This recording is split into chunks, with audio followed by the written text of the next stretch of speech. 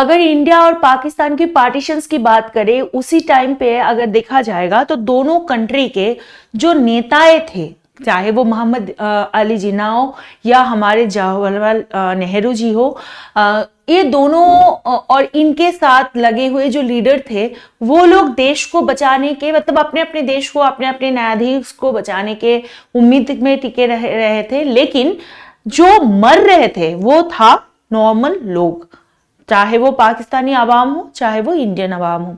अगर हाल ही में हम रशिया और यूक्रेन की बात करें, तो रशिया और यूक्रेन के जो ये युद्ध था, इसमें भी रशिया और यूक्रेन की जो गवर्नमेंट है वो तो लड़ रहे थे अपने आप को सही सलामत रख के, लेकिन मर रहे थे नॉर्मल लोग।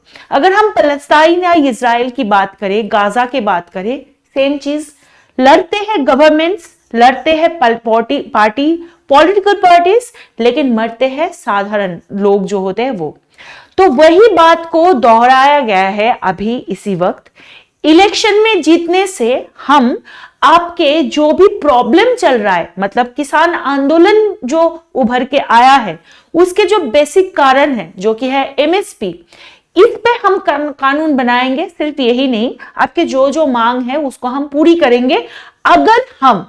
अगर हम पार्टी, मतलब हमारी जो पार्टी है, जो ऑपोजिशन पार्टी का जो गठबंधन है, जिसको इंडिया के नाम पे बताया जा रहा है, उसकी अगर सरकार बनती है तो वो एमएसपी पर भी कानून लाएंगे, और जो कि स्वामीनाथन आयोग की रिपोर्ट के अनुसार होगा, ये बताया जा रहा है हमारे ऑपोजिशन लीडर के द्वारा।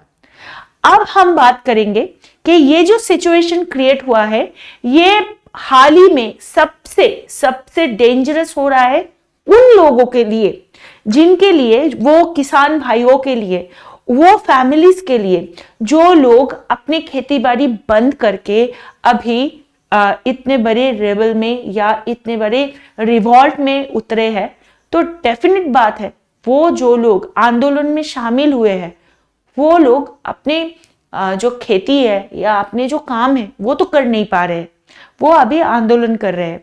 तो बेसिकली इसका क्या सुझाव गवर्नमेंट लेगा, वो गवर्नमेंट के हाथ में है।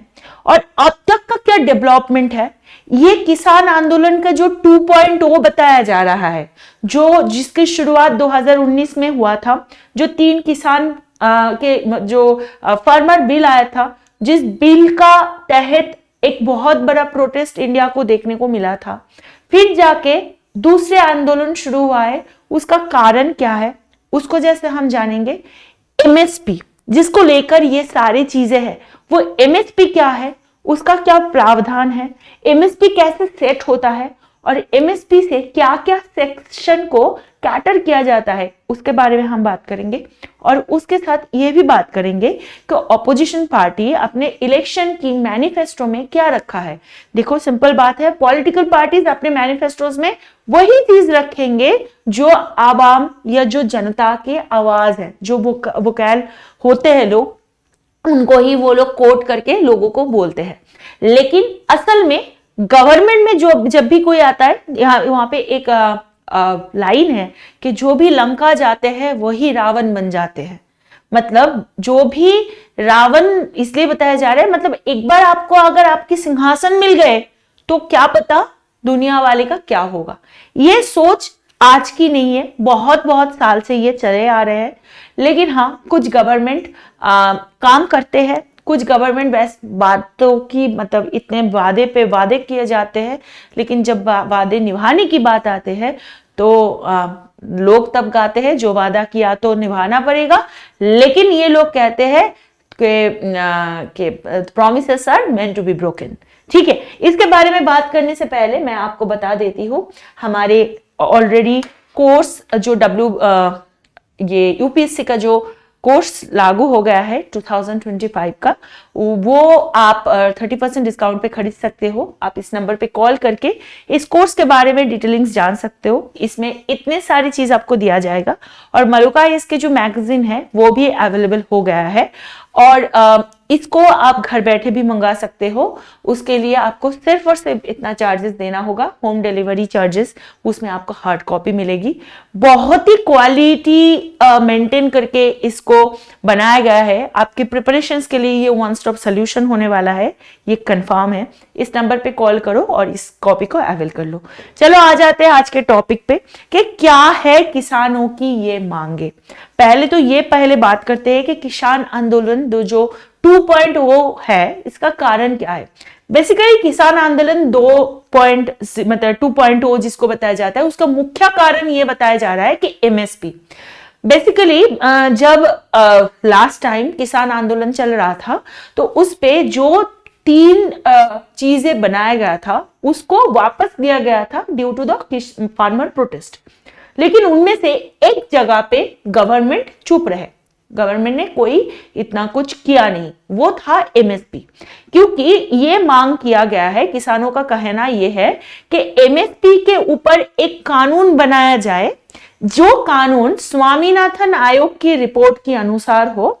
और स्वामीनाथन आयोग ने 2006 में किसानों की आय को बढ़ाने के लिए उन्होंने एक पॉइंट रखा, वो ये है कि उसको ये कहते हैं कि C2 प्लस 50%, ये एक फॉर्मूला है, ठीक है।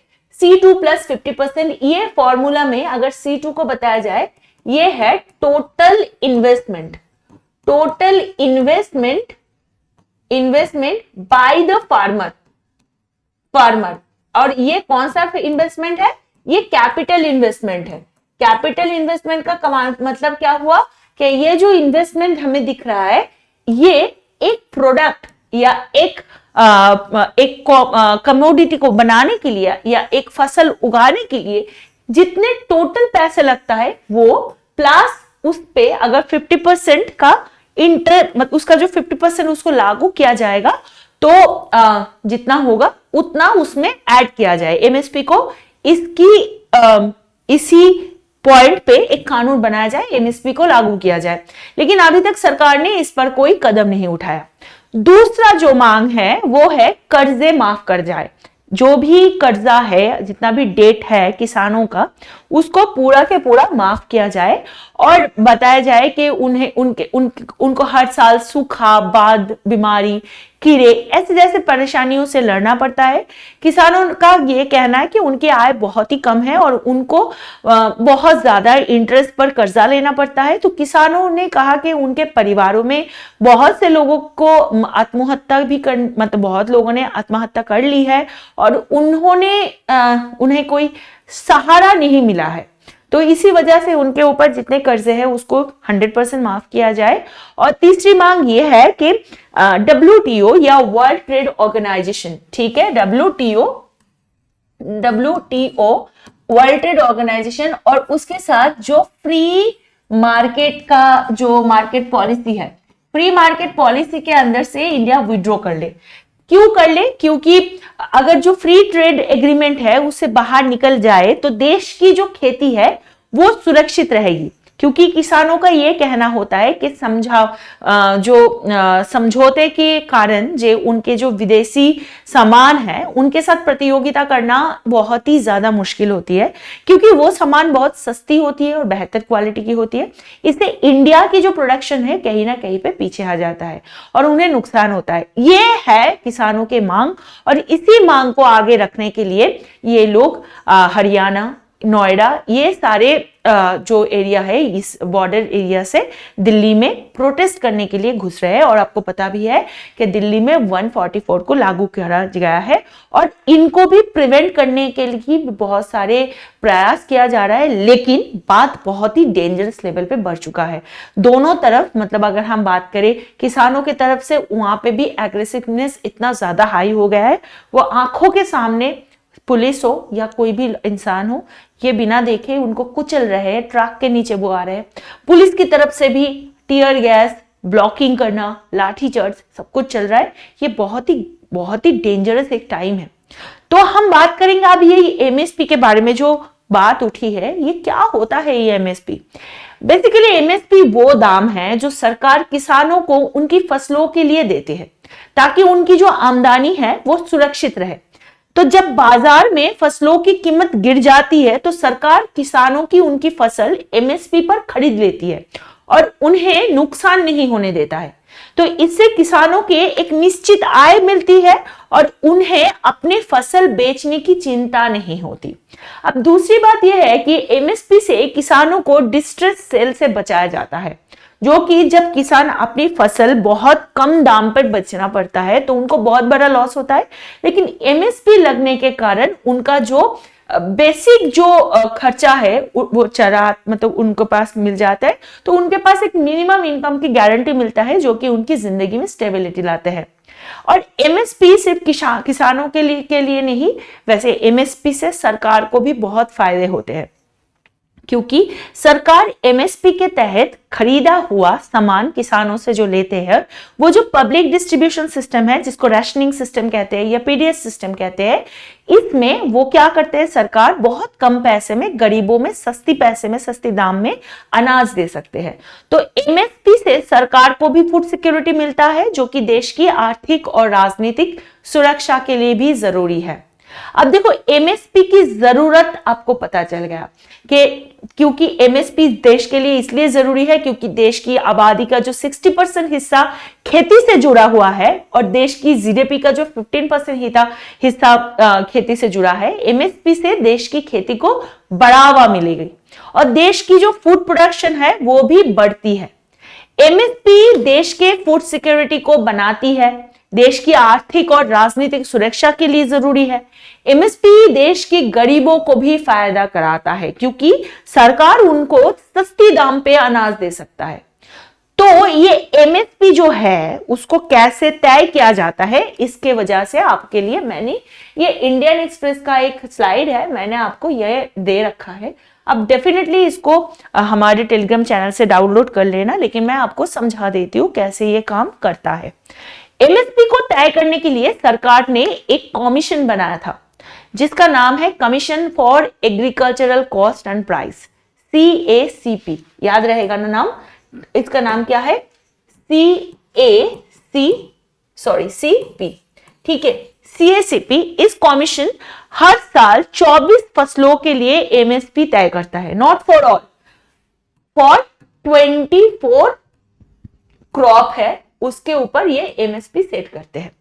अब जो एमएसपी तय होता है वो कुछ चीजों को कंसीडर करता है और एमएसपी को तय करने के बाद सरकार को उसकी रिपोर्ट देता है। अब देखो इसमें क्या क्या देखा जाता है। पहले तो कितने पैसे लगाया गया या कितने पैसे इन्वेस्ट हुआ है उस क्रॉप को बनाने के लिए, वो देखा जाता है। जो फसल बनाया गया उसकी बाजार की प्राइस क्या है, जो कि डिमांड और सप्लाई के अनुसार बढ़ती है। फसल की अगर इनपुट और आउटपुट प्राइस की पैरिटी देखा जाए, जो मतलब किसानों को उनको इनपुट की लागत और ज्यादा आउटपुट की कीमत, ये जो डिफरेंस है इसको तय किया जाता है। फसल की जो प्राइस है, इंटरक्रॉप पैरिटी है, मतलब अलग अलग फसल के अलग अलग प्राइस होना, उसमें बेहतर ऑप्शन क्या होगा उसको चुनने में मदद करके उसको बनाया जाता है। फिर फसल की जो इंटरनेशनल प्राइस सिचुएशन है, जो कि देश की फसल की एक्सपोर्ट और इंपोर्ट पर असर डालती है, उसको देखा जाता है। फिर इंडस्ट्रियल कॉस्ट स्ट्रक्चर देखा जाता है, जो कि फसल को फसल से जो प्रोडक्ट बनते हैं उसकी कीमत पर भी आधारित होता है। फिर कॉस्ट ऑफ लिविंग, ठीक है, जो लोगों की रहने सहने की जो कैटेगरी है, जैसे वो रहते हैं उनके ऊपर फसल की क्या इफेक्ट होता है, ठीक है, ये देखा जाता है। फिर जनरल प्राइस लेवल देखा जाता है और इसके साथ जो प्राइस पेड होता है, और मतलब जितना प्राइस फार्मर्स पहले पे करता है फसल को उगाने के लिए और कितना पैसा उनको रिसीव होता है, जो कि किसानों को उनके इनपुट और आउटपुट की कीमत की सही अनुपात देता है। ये सारी चीजों को देखने के साथ और एक चीज देखा जाता है कि जो प्राइस होता है और उसके जो इम्प्लीकेशंस होता है सब्सिडीज का, जितना सब्सिडी सरकार की तरफ से लगाया जाता है, चाहे वो पीडीएस के लिए हो, तो वो उसका अंदाजा कैसे सेट होता है, ये सारी चीजों को मापदंड करने के बाद, मार्जिनलाइज करने के बाद एमएसपी को तय किया जाता है अंडर दिस CACP के जो रूल्स है उसके अंदर। अब जो बात चल रही है, देखो यहाँ पे एक बहुत अच्छा सा ना एग्जाम्पल दिया हुआ है so that you can understand कि कैसे पर क्विंटल में एमएसपी अगर अनाउंस किया गया है व्हीट के लिए, ठीक है, अगर गेहूं के लिए बताया गया है कि कितने आटा के ऊपर, बेसिकली गेहूं से बना हुआ आटा, गेहूं के ऊपर 1975 पर क्विंटल इन्होंने सेट कर रखा है एमएसपी, ठीक है। ये यहाँ पे डिटेल्स में दे रखे हैं कि कैसे इसको सेट किया जाता है। और एमएसपी की अगर हिस्ट्री की बात करें तो मिड 60s में जब इंडिया को फूड डेफिसिट हुआ था और डोमेस्टिक प्रोडक्शन बढ़ाने की बहुत ज्यादा चाहत थी इंडियन गवर्नमेंट की थ्रू, उस टाइम पे हमें पता है ग्रीन रेवोल्यूशन हुआ था, उसी टाइम पे एमएसपी को सामने लाया गया था। देखो उस टाइम पे पर क्विंटल एमएसपी कितना लगाया था, 54 रुपीज, 54 रुपए, वो जाके अब पर क्विंटल में इतना बढ़ाया गया। लेकिन इसके चलते हुए एक प्रॉपर रूल्स की बात या प्रॉपर एक क्या कहते हैं इसको, एक प्रॉपर लाइन अप होना चाहिए, इसके बारे में यहाँ पे बार बार बात उठाई जा रही है फ्रॉम द फार्मर। अब देखो मैं आपको बताऊंगी हमारे जो ऑपोजिशन पार्टी है इनका क्या कह रहा है, स्पेशली कांग्रेस का नेता राहुल गांधी। इनका यह कहना है कि बीजेपी सरकार ने एमएस स्वामीनाथन को भारत रत्न तो दिया है लेकिन उनके सुझाव को लागू नहीं किया है। स्वामीनाथन आयोग जो बनाया था, जो रिपोर्ट बनाया था 2006 में, कब बनाया था, 2006 में, इन 2006। क्या नाम था, स्वामीनाथन आयोग। हाँ, ये वही स्वामीनाथन जी है जिनको ग्रीन रेवोल्यूशन के फादर कहता है, ठीक है, कहा जाता है। तो स्वामीनाथन आयोग 2006 में बोला था कि एमएसपी इस फॉर्मुलेशन के ऊपर फिक्स किया जाना चाहिए, C2 plus 50%। राहुल गांधी बोल रहे हैं कि अगर हम सनद में आएंगे तो 100% हम इसको ही लागू करेंगे। और उनका तो सिंपल बात है, ऑपोजिशन पार्टी है तो जो प्रेजेंट गवर्नमेंट है उनके बारे में तो बताएंगे ही।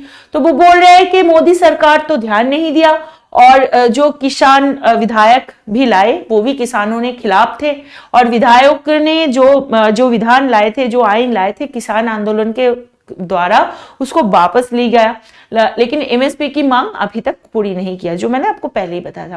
कांग्रेस का कहना यह भी है कि वो किसानों के साथ खड़े हैं और उनके सारे दुख दर्द और पीड़ा को वो दूर करने के लिए खड़े हैं। उनके जो दूसरा मांग है कि उनके सारे कर्जे माफ कर देंगे, उन्हें बिजली और पानी मुफ्त कर देंगे, उनके लिए पेंशन योजना शुरू करेंगे और उनके परिवार को मुआवजा और नौकरी देंगे। कांग्रेस ने कहा कि वो जो WTO और जो फ्री ट्रेड एग्रीमेंट की बात कर रहे हैं उससे भी इंडिया को बाहर रखेंगे ताकि देश की जो खेती है वो सुरक्षित रहे। तो बात यह है कि बात कितने दूर तक माना जाएगा या ये सच है क्या झूठ है, ये तभी पता चलेगा ना कि अगर कोई ऑलरेडी है। अब देखो कोई भी पॉलिटिकल पार्टी अपने अपने मैनिफेस्टो लेकर आते हैं, इलेक्शन मैनिफेस्टो। हमें पता है अप्रैल में 2024 में हमारी लोकसभा निर्वाचन होने जा रही है, तो जो ये कोर इश्यूज है, नॉर्मल लोगों के जो इश्यूज है उसको पॉलिटिसाइज करना ये एक रेगुलरिटी बन चुका है। तो प्रॉब्लम ये इस बात पे है कि जो बेसिक प्रॉब्लम है उस पे सरकार को बैठ के बात करके उसका एक सुझाव रखना चाहिए और उसको क्लैरिटी देना चाहिए, तो ताकि जाके ऐसे सिचुएशन ना क्रिएट हो। जो भी है बहुत ही गलत हो रहा है आम आदमी की जिंदगियों के साथ। जैसे मैंने बोला 60% of the land dependent on the agricultural sector in India. तो ये अगर बंद पड़ जाएगा तो इंडिया का जो इकोनॉमिक्स है वो भी रुक पड़ेगी। ये तो सिंपल बात है। लेकिन ये जो कांग्रेस पार्टी की जो किसानों के लिए ये बड़ा सा वादा देना, इंडिया के गठबंधन को सामने लाना, अब तक इन्होंने कुछ नहीं कहा। जब जाके इनका प्रभाव सामने आया तब वो इसको लेकर एक पॉलिटिकल एजेंडा बना रहे हैं। तो this is wrong, somehow this is wrong. तो ये इसके बारे में आपको क्या लगता है, इज इट राइट और रॉन्ग, कमेंट में जरूर बताइएगा। क्या आपको लगता है कि एमएसपी पर कानून होना चाहिए, और अगर आपको लगता है कि मोदी सरकार ने आपके जो प्रावधान है उसमें क्या क्या सुधार लानी चाहिए, वो आपको पर्सनली क्या लगता है, एकदम से एग्जाम पॉइंट ऑफ व्यू से आप सोच के जरूर कमेंट में लिखिएगा। आपके विचार कमेंट सेक्शन में हमें बहुत उद्बुद्ध करेगा। और इस वीडियो को लाइक करना, शेयर करना, सब्सक्राइब करना मत भूलिएगा। और हमारे बाकी जो यूट्यूब हैंडल के साथ साथ यूट्यूब के सब्सक्राइब तो करिएगा, उसके साथ बाकी जो सोशल मीडिया हैंडल है उस पर भी जुड़ना ना भूलिएगा। इस वीडियो को ज़्यादा से ज़्यादा अपने दोस्तों के साथ शेयर करिए। अच्छे से रहिए। नेक्स्ट सेशन में आपसे फिर मिलेंगे। Bye bye, take care and जय हिंद।